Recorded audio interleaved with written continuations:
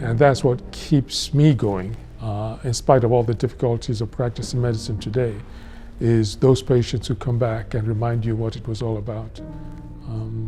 Yes. I had one particular patient who was an older farmer. He came in and, farm-stained clothes and, just, he had very few teeth and just looked like he'd worked for 70 years. And he had a lot of medical problems. In fact, I was brought in as a specialist to help sort of peel away the layers of the onion. But over the next few weeks, I got to know his family. And from his work on the farm, he had sent all 7 of his children to college. And all of them kept coming in one after the other, college graduates, very concerned about their father. They loved him, they respected him, they appreciated what he had done for them. None of them had student loans. And from that farm, he had sent all of them to school. And that's, you don't read that in a book, So when I was in medical school, one of my greatest inspirators was late Professor Olatundo, Professor of neurosurgery. He trained in the United States.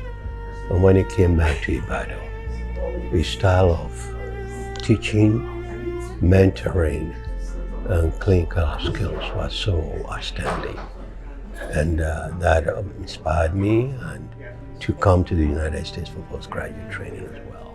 My pathology professor and Professor Junai. And pathology is a particularly difficult aspect of medicine. But Professor Junai is so funny, he makes everything fun. I think the biggest one was Preclinicals, Biochemistry. We had anatomy, we had physiology, and we had biochemistry. Physiology was easy. I liked it. It was about systems, and there was no problem with that. The only thing about anatomy was we had to dive in and deal with cadavers, which was a bit scary at first, but then came biochemistry.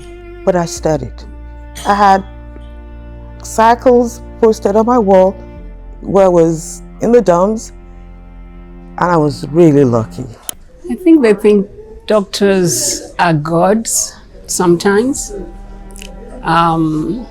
They expect that they don't have weaknesses and that they're infallible. We're lifelong learners. We're not perfect. We learn every single time we treat our patients. But I think more than that, people think doctors go into this for money. You're in the wrong profession if you're in it for wealth.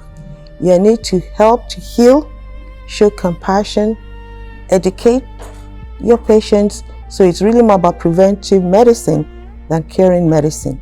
Emphasis on excellence, a huge emphasis on integrity, and doing your absolute best for the patient.